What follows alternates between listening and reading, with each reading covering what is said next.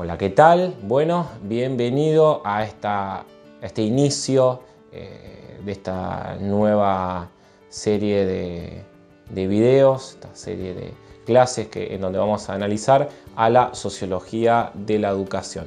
La misma se va a componer de 12 clases, 12 grandes temas, 12 módulos en donde vamos a ir analizando a diversos sociólogos en una parte general, con ciertas herramientas que nos van a ofrecer para pensar a las sociedades de una manera compleja e interdisciplinaria. Luego nos vamos a abordar, por otro lado, en una segunda clase, lo que sería la cuestión de la educación, qué es la educación, qué procesos surgen ahí dentro, cuáles son los debates. Y una vez que tengamos las dos partes generales, avanzando un poquito más con lo que sería la antropología, qué se dice del ser humano o de la persona y todo ese debate. Una vez que tengamos estos instrumentos, nos vamos a meter de lleno en lo que sería específicamente en sociología de la educación, cómo es que dentro del aula se habla en términos de producción o reproducción de prácticas sociales, el debate conductismo-constructivismo desde una mirada sociológica de la educación. Vamos a hablar de poder dentro del aula, cómo se ha instrumentalizado el sistema educativo para sostener discursos políticos durante las guerras mundiales, durante el siglo XX o en general. Vamos a analizar la educación, la propuesta de una educación para la liberación de esta reproducción de prácticas sociales, educación inclusiva, concepto de desigualdades estructurales, ciertos debates que se dan con corrientes de alguna manera modernas dentro de lo que es la educación, como por ejemplo la teoría de las inteligencias múltiples y el pensamiento complejo. Es decir, en esta asignatura utilizamos en esta cátedra utilizamos las herramientas que ofrece la sociología para pensar en la educación. La propuesta de esto es que una vez finalizado esta serie de clases, quienes oyen y participan tengan una mirada compleja de la realidad, crítica desde una perspectiva sociológica y tengan las herramientas para abordar situaciones de conflicto, es decir, hablar en términos de conflicto ya es toda una teoría, porque en realidad habría que hablar en términos de convivencia, ¿sí? Los conflictos que surgen por el mero hecho de la convivencia, es decir, situaciones de convivencia, para tener una serie de instrumentos para actuar, para pensar y para hacer pensar. Así que espero que les sea muy provechoso. En esta primera oportunidad vamos a ir entonces con la parte general de lo que es la sociología. La sociología como disciplina, dentro de lo que es el ámbito académico, se lo suele circunscribir al siglo XIX, de la segunda mitad hacia fines del siglo XIX. Hay un autor llamado Auguste Comte, francés, algunos lo conocen como el padre de la sociología, fundador del movimiento de pensamiento filosófico positivista, que también vamos a hablar un montón de este tema, que propone que cada ciencia, como campo de saber, ¿sí? La ciencia como saber de alguna manera meticulosamente estudiado, razonado, sistematizado, cada ciencia demostrado, eso también es toda una teoría, porque digamos la ciencia, según otros autores, va sacando constantemente cambios de paradigma.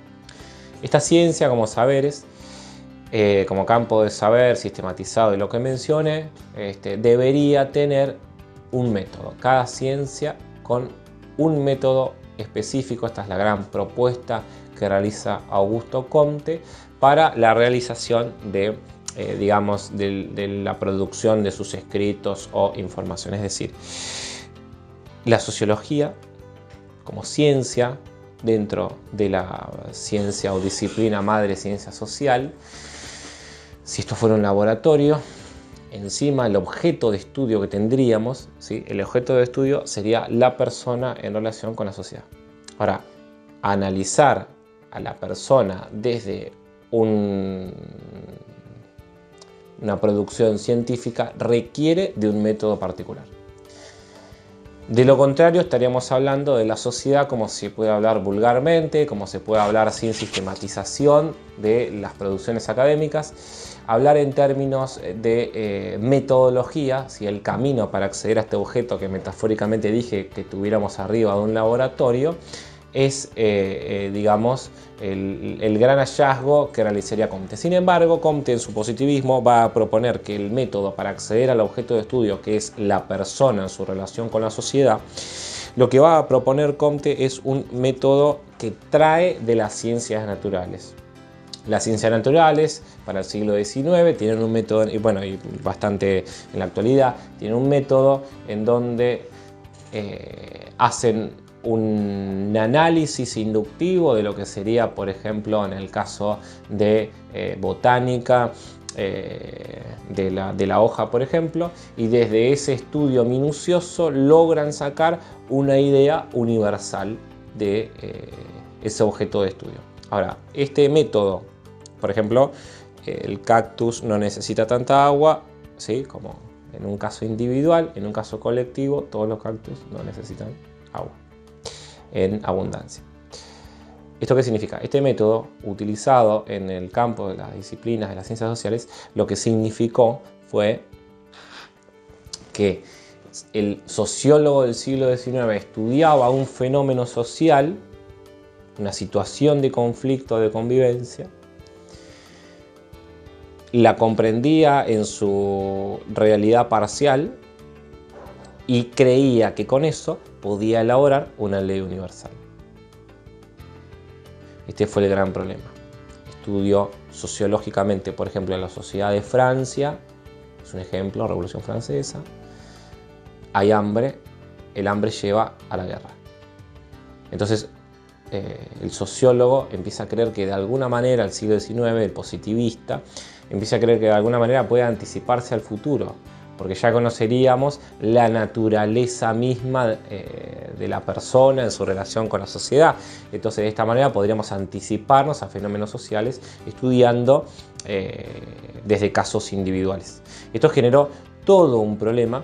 No es, este fue de alguna manera el puntapié inicial para pensar en términos de metodología, pero generó muchas cuestiones, más que nada al traer a la biología al campo de las ciencias sociales, y esto lo veremos en la sección de biopolítica. Hay toda una cuestión.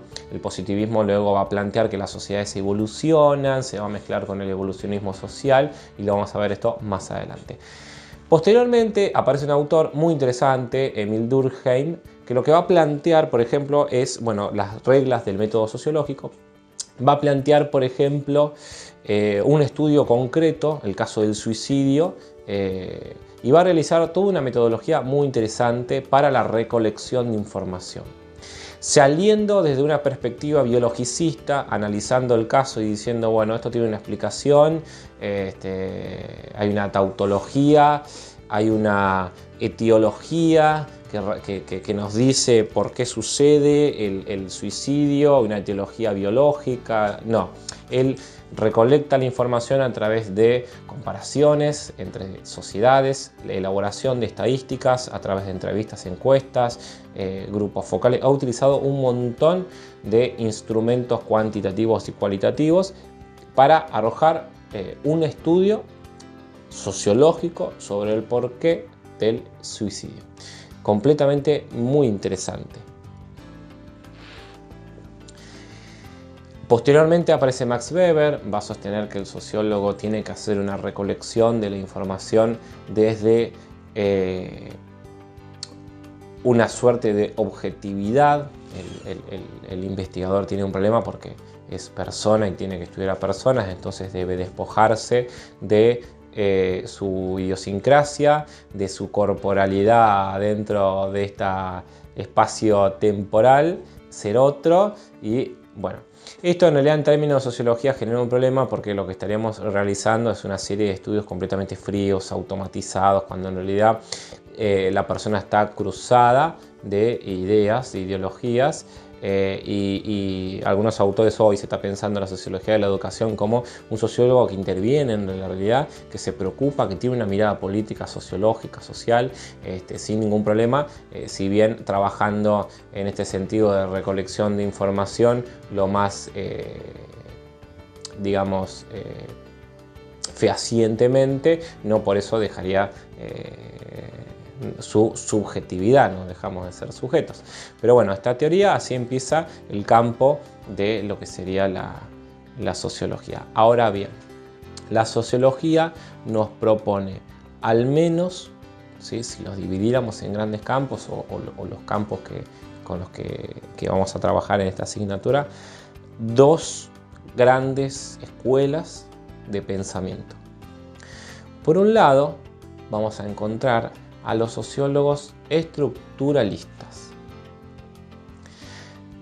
Estos sociólogos estructuralistas van a sostener que la persona, el sujeto, habita un espacio temporal, territorial, pero a la hora de pensar en términos de representaciones mentales, de tipos ideales, va a estar completamente influenciado por las estructuras.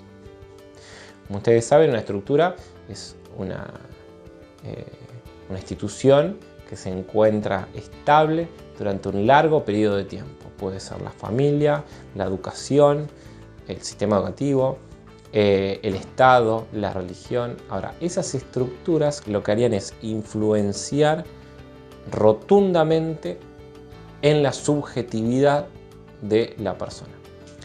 Durkheim diría, por ejemplo, muy interesante en el caso del suicidio, que es el entorno, ¿sí?, social, el ámbito social, el que influiría absolutamente, no culpabilizando tanto al sujeto, sino a su entorno. Dice el autor que es tanto por cooptarte demasiado y generarte una suerte de estrés, o por completamente abandonado el sistema, ¿sí? De una o de otra manera te tiene agarrado demasiado, vinculado forzosamente a los valores y tradiciones, y eso genera toda una suerte de estrés, o completamente abandonado. Entonces ahí habría un poder de estructuración. Las personas, según estos autores, van generando ciertas representaciones mentales, ¿sí?, ciertos tipos ideales que los tenemos en nuestro imaginario. Ese imaginario, por ejemplo, a la hora de hablar de persona que comete un delito, a la hora de hablar del delincuente, tendríamos un tipo ideal, una representación mental de lo que sería un delincuente. Esa representación mental que tengo yo, al mismo tiempo es colectiva, está en el imaginario colectivo. Es decir, hay unas estructuras, unas instituciones que de alguna manera imponen este estereotipo, esta representación mental. A la hora de hablar de violencia, a la hora de hablar de mujer, a la hora de hablar de estudiante rebelde, esa es tremenda. La estudiante rebelde uno la analiza, la piensa, y no deja de ser una representación mental que suele aparecer en el imaginario colectivo de las personas. Ahora, este imaginario colectivo está impuesto por la estructura, por eso estructuralista. En ese sentido, estructuralista. Bourdieu, por ejemplo, como Pierre Bourdieu, cómo estas estructuras nos reproducen prácticas sociales. ¿Qué significa? Yo recibo esa transmisión y luego yo soy un agente reproductor de esa teoría. Por ejemplo, al transmitir como docente, por eso el peligro, ¿no? Al transmitir como docente todo este bagaje, quiero decir, estas representaciones mentales, ¿sí? Nos transformamos de alguna manera en agentes. Pensar en términos de sociología de la educación, por ejemplo, una de las primeras estrategias va a ser esa, el repensar hasta qué punto nosotros somos reproductores de las prácticas sociales que las estructuras, que promueven un imaginario colectivo a través de ciertos tipos ideales o representaciones mentales, influenciado por la estructura. hasta qué punto yo no reproduzco eso y hago que luego mis estudiantes lo vuelvan a reproducir. Y así el sistema se regula y autorregula durante siglos y permanece durante siglos. Ahora bien, otros autores fenomenológicos constructivistas, Garfinkel, por ejemplo, sostienen completamente otra cosa. Berger y Luhmann, Garfinkel, van a proponer que es cierto que hay una representación mental de lo que es un estudiante que se porta mal, rebelde, de lo que es un tipo de lo que es una persona que comete un delito, pero somos nosotros, ¿sí?, los que habitamos este espacio, los que validamos ese discurso. ¿Se entiende? Por un lado, los primeros autores dicen que la estructura es la que a mí me influencia de tal manera que yo termino creyendo lo que creo.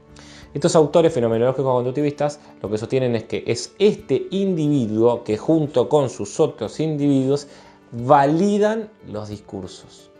Y que dejar de validar un discurso, ¿sí?, por ejemplo, la figura de lo que es un estudiante que es rebelde, que se porta mal, simplemente con dejar de validarlo a la hora de dialogar, dice que dialogando validamos constantemente a través de chistes, bromas, comentarios. Si dejamos de hacer eso, dejamos de validar estos estereotipos que circulan por el sistema educativo. Bourdieu, al contrario de esto, como te dije, en el primer campo, en la primera tesitura sociológica, lo que sostiene es al revés. Vos no tenés la libertad para romper este imaginario colectivo, porque está impuesto desde que nacés. Son las estructuras que nos dominan. Los autores fenomenológicos conductivistas sostienen que no, al contrario, nosotros validamos esas estructuras. Entonces, a la hora de, en los ámbitos educativos, desarticular prácticas sociales que nosotros entendemos como influenciadoras de una mala convivencia, mala como categoría que se los dejo a ustedes en su representación mental, a la hora de querer intervenir para mejorar la convivencia y el trabajo en comunidad, es necesario entender esto. Es la estructura la que te ha influenciado para actuar de esa manera en la que actuás y pensás, o sos vos quien valida ese discurso y luego con completa libertad y reflexión de lo que haces, haces lo que haces o pensás lo que pensás. De esta manera, entonces, en esta primera parte general, lo que tenemos son varias cosas. Augusto Comte, con el nacimiento del positivismo, esa teoría no te la olvides porque luego se va a volver rotundamente biologicista y determinista, pero en un principio propone la utilización de un método para las disciplinas sociales, para la sociología, pero ese método es traído de la rama de las ciencias naturales, entonces cree que puede generar leyes universales. ¿Es así? Yo estudio a una sociedad y ya puedo entender la humanidad en todos sus tiempos y me puedo de hecho adelantar al futuro y presuponer que podría llegar a pasar. Otros autores sostienen que es todo más difícil. El estudio del suicidio, como te dije, de Emil Durkheim, requiere de recolección de datos, información, debate, datos cuantitativos, cualitativos, un montón de investigación, pero no para terminar arrojando ninguna ley universal, sino para lograr comprender qué está sucediendo en ese marco, en ese contexto, qué fue lo que sucedió. Quizás no nos sirva para entender cuestiones completamente distintas. Weber, pensando en la cuestión de la objetividad, sociólogos reflexivos participantes que se involucran en la sociedad diciendo no, al revés, tu subjetividad portala, anda a investigar, recolecta fehacientemente la información, pero no vas a perder tu subjetividad. Entonces hay un montón de debates. Y dos grandes campos, desde el estructuralismo, que plantea que de alguna manera nosotros no somos autónomos en el saber, no pensás por vos mismo, sino que pensás en términos de categorías transmitidas por las estructuras que nos dominan, y de esa manera se arroja el estereotipo de normalidad, se arroja estereotipos de representaciones mentales como lo que es la violencia, lo que es una persona que comete un delito y todas otras representaciones que tenemos. O bien nosotros tenemos la libertad para validar a esas instituciones que nos dominan. De hecho, nosotros alimentamos a esas instituciones que nos dominan. Bueno, pensar en estos términos es un poco introductorio todo esto, pero pensar en estos términos nos va a abrir la puerta a meternos en el sistema educativo a la hora de que posteriormente tengas herramientas complejas para pensar los fenómenos sociales que puedan aparecer de manera compleja. Bueno, espero que les haya gustado esta primera. La próxima entonces nos veremos con una parte general sobre la educación, qué es la educación y algunos autores. La semana que viene vamos a charlar un poquito de Piaget, por supuesto. Un poco más de Bourdieu, Freire y algunos autores sobre la idea de diversidad. Espero que les haya gustado. Les mando un saludo muy grande. No duden en escribirme aquí abajo.